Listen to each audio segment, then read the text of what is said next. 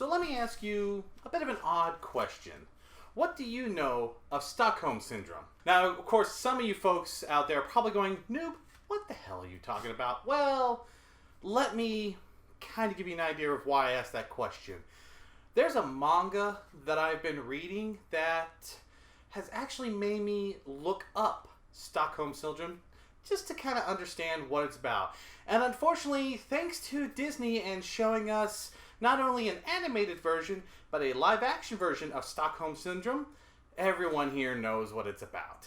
Stockholm Syndrome is, in the simplest terms, basically when a kidnapped person falls in love or indebted or has some sort of connection with their kidnapper.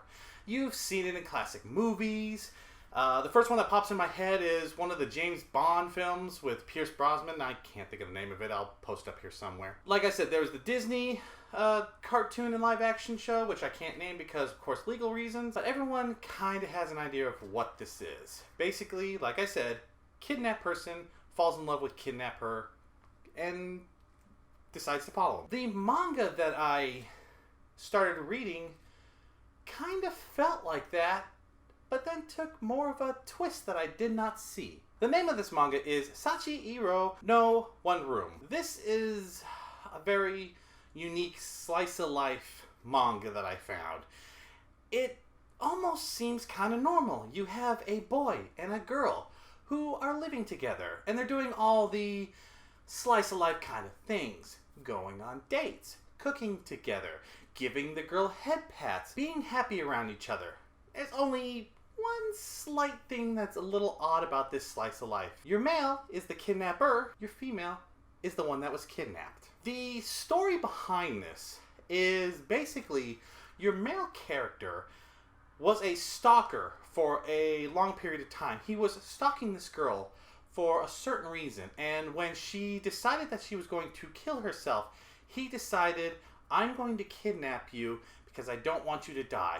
And oddly enough, she says, okay, I will go with you. Now you might be wondering, why would this young, impressionable 14-year-old girl go with this older, maybe about 18-ish young man who wears a mask and doesn't even show his face? Well, the thing about this young lady is she has been severely abused and tormented throughout her life. In her home, her family has physically and emotionally abused her to the point where her body is covered with scars. I mean, on her legs, on her back, even her wrists have handcuff marks from where they would handcuff her to her bed and leave her in her room at all hours of the night with barely even feeding her. And then there's even school life, where she would go to school and all the other students would think that she's getting scars on herself trying to get attention, so of course they would bully her, throw out her shoes, write die horror on her desk and all that.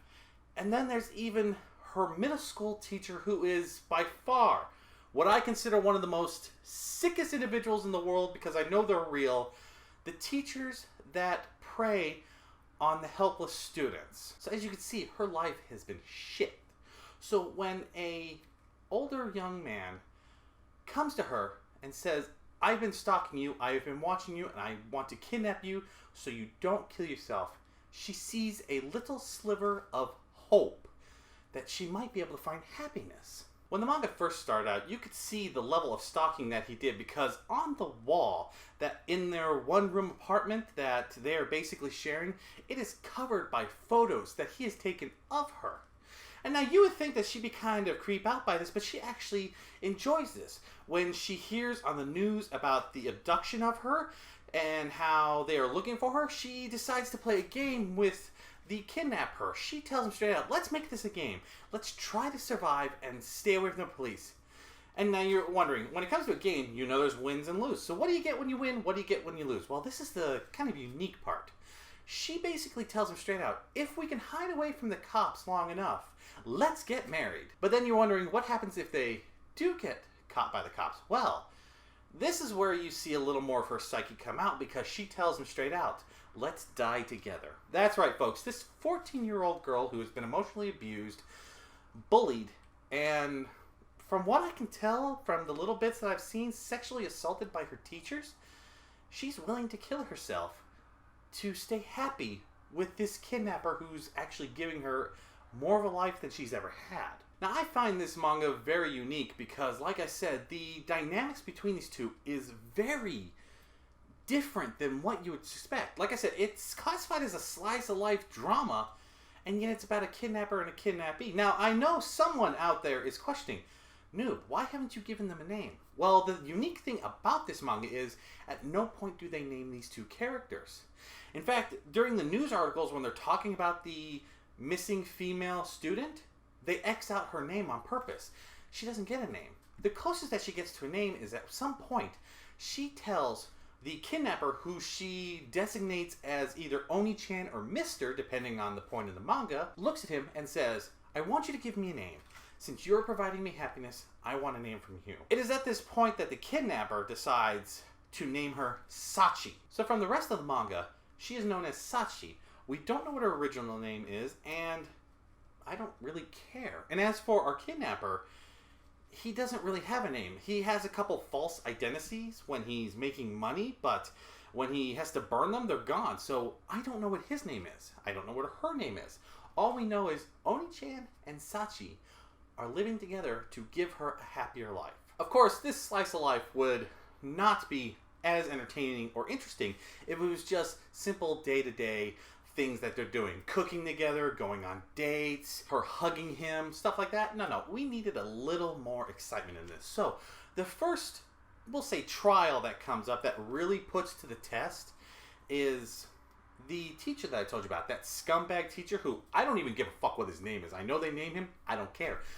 Creepbag number 1. He falsifies a YouTube video saying he's the kidnapper, goading her to eventually come out to him because he is making it more and more intense for the kidnapper, to the point where at one video he says, I'm going to keep doing this, but let's meet up at our usual place and date and time, and we'll discuss more about this. Now that's a clue for her that he is calling her out, so she trying to protect her kidnapper, who, by the way, has a lot of trust in her because he leaves for work and to go get food and stuff, doesn't lock the door or anything, and she stays there, by the way. She cleans up all the photos and hides them away, and then goes out to see this teacher. And as you could expect from a creepbag sexual predator of a teacher, he basically tells her that he wants to replace her kidnapper, and he wants to be her kidnapper so he could play with her, basically. And then he even tries to sexually assault her.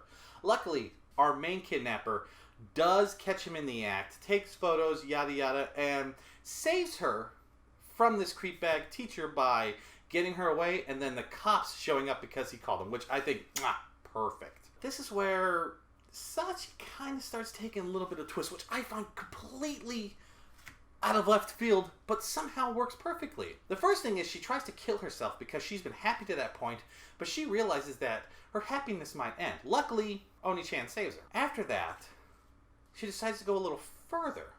She says, okay, we've gotten away from the police, let's get married. And luckily, he kind of talks her out of it, but then this is where she really takes a twist. She kind of goes yandere. And I mean to the point where she's wielding a knife, asking if he's ready to die with her, even to the point where she attacks him with a knife and laughs hysterically because she's testing him. Sachi starts going down dark paths, especially since not only the police, but private investigators are coming closer and closer to these two, and she does not want to lose her happiness. She wants to live for him so he'll be happy, and she wants him to live for her so she'll be happy. The dynamic between these two is oddly kind of endearing. I mean, you have a male character who has a lot of trauma in his past, from what I can tell, from the few things I've seen.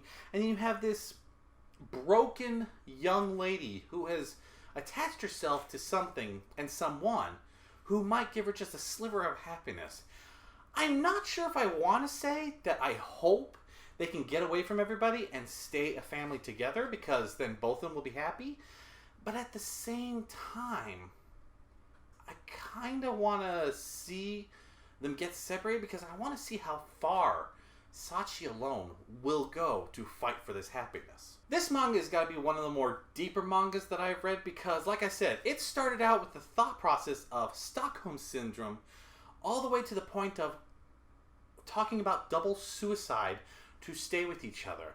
I found this manga very interesting. I don't remember how many chapters there are, but I think it's something that if you are interested to see a twisted form of a slice of life, this might actually be something that you all would enjoy. Well, folks, that's my recommendation for today. Let me know if you actually like this concept of a manga, because if you do, I will actually keep my eye out for it more. There's no fantasy, there's no special uber protagonist. It's just a male, a female, a kidnapper, and a kidnappee. What will their life turn out to be? Will they eventually end up be happy? Or will they both die in the end? I don't know, but I want to find out. Thank you for joining me today, folks, and I will catch y'all later. See ya!